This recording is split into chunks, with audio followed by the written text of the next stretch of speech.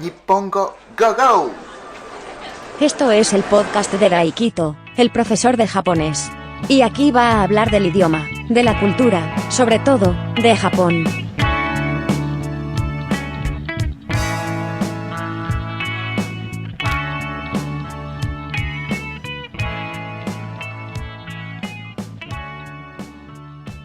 Este es el episodio número 54 de Podcast Nippon Go Go. ¿Qué tal estáis? ¿Qué tal estamos? ¿Qué tal están? ¿Cómo están ustedes? Este es el 54 episodio de este podcast. Muchísimas gracias por escucharme, por escuchar este podcast, este episodio. Oyentes fieles, oyentes ocasionales, oyentes que escucháis por primera vez este podcast, y aquellos que aún no conocen este podcast pues lo conocerán y escucharán en algún momento este episodio en futuro. Os quiero a todos, muchísimas gracias. Y este podcast se puede escuchar en varias plataformas como Spotify, Google Podcast, Apple Podcast, Spotify lo dije, iVoox y no sé en qué plataformas más, pero se puede escuchar en varias plataformas, así que suscríbete en la plataforma en la que estás escuchando ahora mismo. Y también voy a subir el vídeo a mi canal de YouTube, así que también suscríbete si quieres. Y también tengo otro podcast que esto es para aprender japonés, esto es para practicar la escucha de japonés todos los días. Así que si estás estudiando japonés, pues suscríbete. Bueno, primero echar un vistazo y después suscríbete si te parece útil, que yo creo que sí que es útil, porque hay vocabularios, transcripción de audio, traducción de audio, tanto español como inglés, pues está muy bien. Así que pues echaré un vistazo primero y suscríbete. Bueno, otro día pues leí una noticia que salió de la cárcel. Bueno, no exactamente de la cárcel, pero bueno, y que no voy a entrar en eso, que pues la ex líder de un grupo terrorista japonés fue excarcelada hace un par de días, y esa noticia pues salió. Y la recibieron con aplausos, con, bueno, recibimiento cariñoso, ¿no? Con una pancarta, pues te queremos y tal, no sé qué. Y claro, pues entonces el embajador de Israel pues mostró indignación, porque ese gesto es como adorar a la fundadora de uno de los grupos más peligrosos terroristas de Japón, que cometió pues atentados terroristas, y uno de ellos pues cometió en Israel, y concretamente allí pues murieron no sé si 26 personas. Entonces 26 personas civiles. Entonces pues mostró la indignación, que también es lógico, y también ese grupo tenía una relación, un vínculo muy estrecho, muy cercano a Palestina, concretamente pues al Frente Popular de la Liberación de Palestina, algo así se llama. Y yo más o menos pues conocía el tema, que ya sabía que existía ese grupo, que había cometido esos atentados, pero de forma bastante superficial, de forma bastante vaga. Así que me pareció interesante y empecé a investigar, bueno, algo que no sabía, y empecé a investigar. Y como siempre la cosa no es tan simple, y nada, yo me meto en ese fregado yo solito. Y en este episodio vamos a aprender conmigo un poco la sombra, bueno, una de las sombras del pasado de Japón, que a lo mejor esa sombra aún sigue. Todo esto tiene mucho que ver con la ideología política, movimiento político, el comunismo. Pues sí, en Japón también existe el comunismo. Antes que nada, pues voy a decir que ni voy a elogiar esta ideología, ni voy a criticar esta ideología. Ya sé que hay gente que cree en esta ideología. No digo que esté bien ni mal. Yo creo que cada uno es libre de pensar, creer en lo que considere mejor, bueno. Pero bueno, lo que sí que voy a criticar es que el extremismo es malo. Que al final se tocan, ¿no? Que tanto para un lado como para el otro, pues al final si vas a un extremo tan extremo, pues al final se toca, porque la Tierra es redonda. Y así voy a meterme con los terraplanistas, que no sé si me está escuchando no sé si uno de los que creen que la Tierra es plana, pues me esté escuchando, no lo sé, pero bueno, lo de los extremismos, tanto para un lado como para el otro, se tocan al final, que se convierte en una puta mierda, eso lo digo bastante en serio. Así que, pues la moderación, como dijo Aristóteles, la virtud de medio, ¿no? Yo creo que era, no me acuerdo muy bien, pero bueno, es eso. Lo que querría decir es que sí que en Japón también existe el comunismo. Yo creo que sí que hay gente que sí que creerán en esa ideología, esa ideología política. Y este grupo viene de esta ideología. Concretamente, ese grupo se llama el Ejército Rojo Japonés. En japonés, Nihon Sekigun. Es la traducción literal de esta palabra en japonés. Así que pues se llama el Ejército Rojo Japonés. Como dije antes, pues una de las sombras. Bueno, yo digo sombra, pero bueno, ya sé que hay gente que no piensa que es una sombra. Pero bueno, eso ya es otra cosa. Pero bueno, es igual.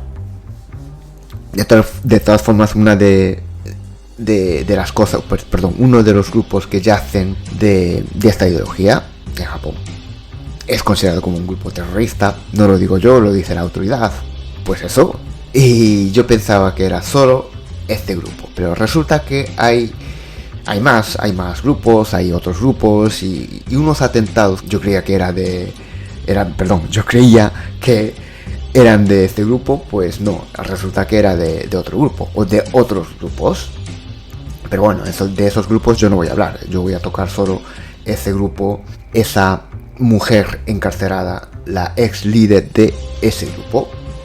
Bueno, concretamente me voy a enfocar más en el grupo, en el ejército. Y esta mujer que salió de la cárcel hace nada, en el año 2022, mayo, a finales de mayo, no sé si era 29, 30 de mayo, no sé por ahí, porque cumplió 20 años de condena. Es una de los fundadores de este ejército, este grupo, y fue una de las máximas responsables y luego la responsable única de este grupo. Hay que decírselo a tal Irene, que antes de Madrid, que ya hay 2 mujeres en el poder. En Madrid, en la Comunidad de Madrid, pues hay 2 mujeres en el poder. Son las 2 que están mandando allí en Madrid, que yo sinceramente no entiendo.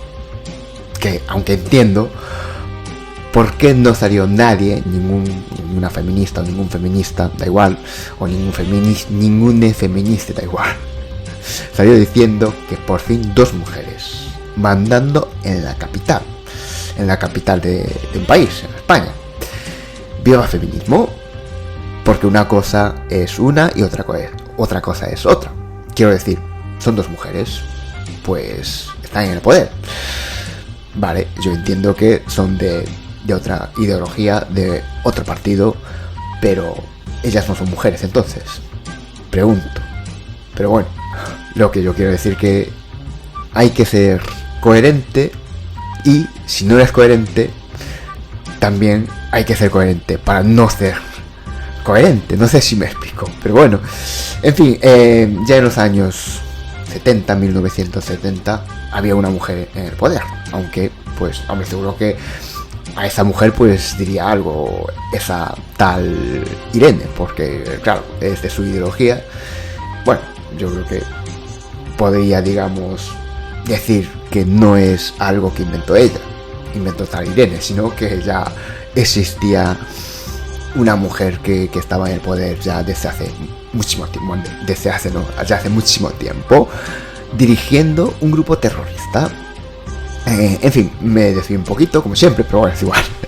En el año 1972, 3 miembros de este ejército, de este grupo, cometieron un ataque terrorista en un aeropuerto de Tel Aviv, en Israel, con la colaboración del Frente Popular para la Liberación de Palestina. El motivo fue la venganza por parte de Palestina, y mataron 26 personas, todos civiles, pero no todos israelíes. También había pues de otras nacionalidades, pero bueno, eso cometieron una barbaridad. Uno fue detenido y otros 2 murieron. Uno se inmoló, que nos gusta muchísimo, eso de inmolarse y tal. Y el otro fue abatido por policías, por la autoridad israelí. Y ella estuvo casada con uno de los terroristas del atentado. Aunque fue matrimonio fingido, luego ella se declaró ese día del atentado como el día de la fundación del grupo.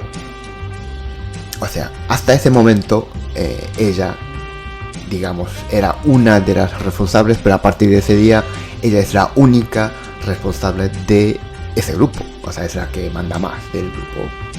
Y el ejército rojo japonés después cometió varios atentados.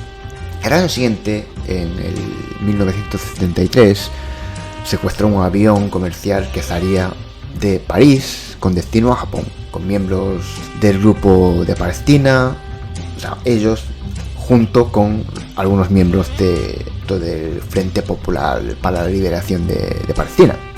Aquí la única víctima mortal fue una miembro del grupo terrorista, porque no sé si se explotó una granada en el avión, entonces se explotó de forma repentina o algo, entonces pues de forma inesperada, ¿no? Entonces pues murió, pero no hubo ninguna víctima aparte de ella. Y este atentado, este secuestro exigía la liberación del detenido del atentado anterior y rescate, o sea, el dinero para la liberación de rehenes. Y claro, pues hubo negociaciones y tal, pero fue en Libia donde liberaron los rehenes y explotaron la flota, o sea, el avión. Los terroristas, con la ayuda, entre comillas, del gobierno libio, consiguieron huir. ¿Por qué entre comillas? Porque el gobierno libio hizo vista gorda. Es como si no hiciera nada, es como si le pusiera una alfombra roja, ¿no? Digamos. Y en 1974, en Singapur, 4 miembros atacaron a una instalación del petróleo y tomaron rehenes por lo de la guerra de Vietnam, porque aquella época, por 1974, pues la época, el año en el que pues eso, estaba en la guerra España digo yo, Estados Unidos y Vietnam. Había una guerra en Vietnam. Pero bueno, porque esa instalación, ¿por qué atacaron? Porque esa instalación suministraba el petróleo a los Estados Unidos. Pero no iba bien la negociación, pero casi un par de días después, otros miembros atacaron la embajada de Japón en Kuwait. Y tomaron rehenes, como siempre, y exigían la salida de esos 4 miembros de Singapur. Los de Singapur unieron con los de Kuwait, porque consiguieron eso y unieron con los del Kuwait, y después de juntarse aterrizaron de Kuwait inmediatamente, porque esa era la condición del gobierno de Kuwait. O sea, desde Singapur salieron con avión y luego pues llegaron allí a Kuwait, pues recogieron, digamos, a esos que estaban en Kuwait, en Kuwait, y se marcharon. Al principio quisieron ir a Irak, pero el gobierno iraquí dijo no, aquí no vengáis porque no queremos ningún problema, y no lo permitió. Así que pues al final fue a Yemen del Sur. También con la vista gorda del gobierno pues huyeron. Y luego en 1975 atacaron a la embajada francesa en La Haya, Holanda. Y tomaron rehenes, como siempre, pues como nos gustan los japoneses, pues tomaron los rehenes y también inmolarse. Pero bueno, es igual, estoy de coña. Y tomaron los rehenes porque un miembro fue detenido en París por la falsificación de documentos. Tenía un pasaporte falso y también pues falsificación de moneda también.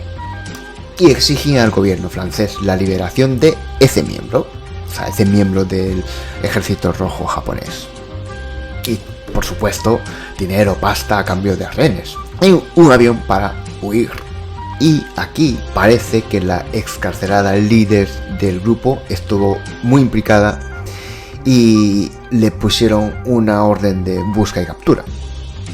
Al mismo tiempo, en París hubo un atentado, pero con el nombre del grupo amigo de Palestina, para presionar un poco a Francia para que le libere ese miembro y aquí hubo 2 víctimas mortales. Y aquí también, como no, pues consiguieron lo que pedían y al final pues huyeron a Siria. Y en el mismo 1975 atacaron a la embajada de los Estados Unidos y de Suecia en Kuala Lumpur, Malasia. Tomaron rehenes, pues eso, ya no sé cuántas veces dije rehenes, nunca pensé que diría tantas veces esta palabra rehén, pero bueno, y exigirán al gobierno japonés la liberación de 7 activistas japoneses encarcelados porque querrían reclutarlos. El gobierno japonés excarceló 5 de los que exigían porque otros 2 dijeron que no estaban interesados en unirse con ellos y les dejó salir de Japón. O sea, el gobierno japonés les dejó a estos 5 salir de Japón, aunque yo creo que estos 5 al final fueron detenidos después. Y los que atacaron a la embajada, pues como siempre, pues huyeron esta vez a Libia otra vez.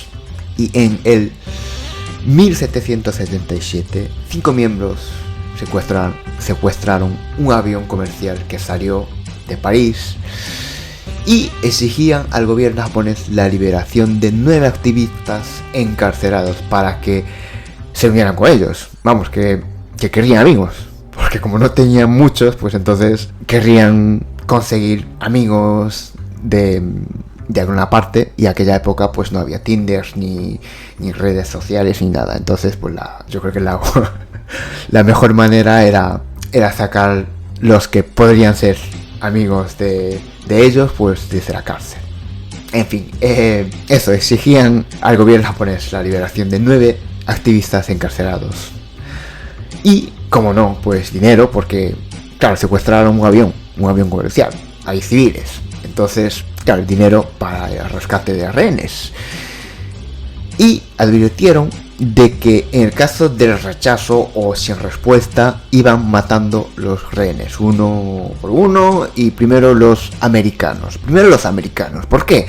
Porque ellos son listos, porque ellos sabían que un amigo banquero del presidente de los Estados Unidos de aquel momento, Carter, estaba a bordo. Claro, ellos no sabían quién era exactamente, pero sabían que era americano. Entonces dijeron, mira, si no nos contestáis, pues vamos a ir matando primero los americanos. Y alguno de ellos pues era amigo del presidente de los Estados Unidos. Y nada, es que al final 2 de los 9 que exigían la liberación negaron a unirse, o sea, no querían ser amigos de esos. Pero al final el gobierno japonés tuvo que excarcelar esos 9 porque, claro, 7 querían ir con ellos, querían ser amigos de esos, pero 2 dijeron no, o sea, nosotros no queremos, bueno, yo no quiero. El otro dijo, pues yo tampoco, porque, bueno, no lo sé, pero porque seguramente pues no compartía la ideología o algo así, no lo sé. Pero bueno, que al final el grupo terrorista, pues no sé si en ese sentido es muy amable, pues le exigió al gobierno japonés la excarcelación y la liberación de otros 2, aunque no querían ser amigos del grupo. Y en 1986 en Yakarta, Indonesia, fueron lanzados unos proyectiles de mortero contra las embajadas de Japón y de los Estados Unidos desde la habitación de un hotel donde fueron lanzados esos proyectiles. Pues allí apareció la huella dactilar de uno de los miembros del Ejército Rojo japonés, y parece ser que este incidente también es de este ejército, aunque parece ser que no hay una información evidente, o sea que no sé si hubo detenido por esto o no. Pero bueno, el mismo año en Manila, Filipinas, secuestraron el gerente de uno de los grandes almacenes japoneses y fue liberado porque pagó el rescate, y parece que también fue el Ejército Rojo japonés el que hiró todo. Bueno, estos 2 que dije ahora, el de 1986 en Indonesia y del mismo año en Filipinas, pues parece que son ellos los que cometieron porque apareció la huella dactilar, pero no hay ninguna certeza. Y también hay más casos de estos que parece que sí, pero es que no hay ninguna certeza, no hay ni prueba concluyente de que fueron ellos. Entonces, nada, simplemente dije los que sí, que sabemos que habían cometido ellos. Y la fundadora esta fue detenida en el año 2000 y en Japón. Estaba en busca y captura, pero estuvo en Japón, había entrado en Japón y concretamente estuvo en Osaka y fue detenida por la falsificación de documentos, porque claro, ella usaba un pasaporte falso, porque si usara su pasaporte de verdad, pues le pillarían en algún momento. Así que pues ya después se supo que utilizaba un pasaporte falso y había entrado varias veces a Japón, había entrado y salido, y también había ido a Corea del Norte, China, a esos países pues que tienen esa ideología, ¿no? Esa ideología política del comunismo. Pues le pillaron por eso, pero fue acusada de intento de homicidio y tal, de ese atentado que dije del 1975, y ahí le cayeron 20 años de condena, y en el 2001 ella declaró disuelta el Ejército Rojo japonés desde la cárcel y cumplió 20 años de condena y salió este año de la cárcel. Y así acaba este episodio, un episodio de vamos a aprender conmigo. Pues eso, pero aunque ella declaró disuelta el grupo, el Ejército Rojo japonés, la autoridad japonesa dice que ellos están muy atentos, están en alerta, porque, bueno, una cosa es lo que dice ella, pero otra cosa es la realidad. Así que dicen que no descarta nada. De hecho, dicen, no sé si es verdad o no, pero por lo menos es la información que saqué de internet. Ya sabemos que en internet pues hay varias informaciones, no sé si es cierta o no, la veracidad es a veces entre comillas, pero bueno, por lo menos pues era de Wikipedia, ¿vale? Veracidad, pues eso.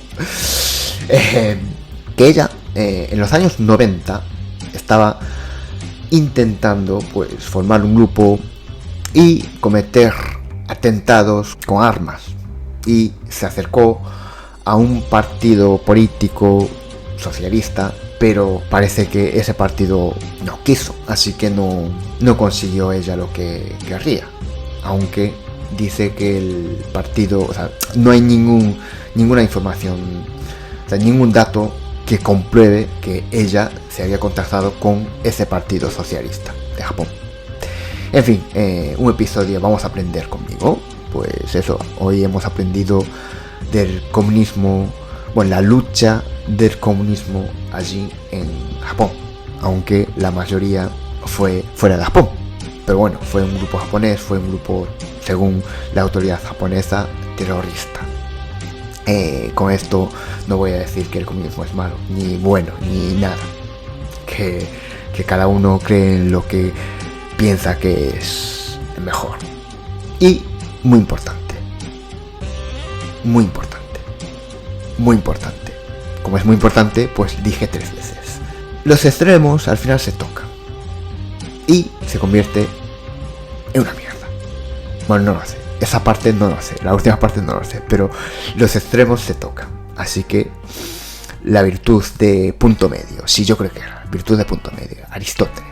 Vamos a hacer caso a los sabios griegos que no tenían ni internet ni nada, pero sabían más que nosotros. En fin, este episodio está aquí. Este episodio es hasta aquí. Pues nada, muchísimas gracias por escuchar este episodio, este podcast hasta aquí.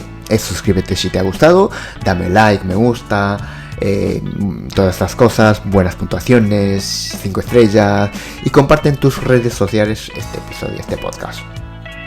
Pues eso, muchísimas gracias por escucharme hasta aquí, y nos escuchamos en el próximo episodio. Chao, chao. Muchas gracias por escuchar este podcast. Suscríbete si te ha gustado y, así podrás enterarte cuando un nuevo episodio esté disponible. Nos escuchamos en el próximo episodio.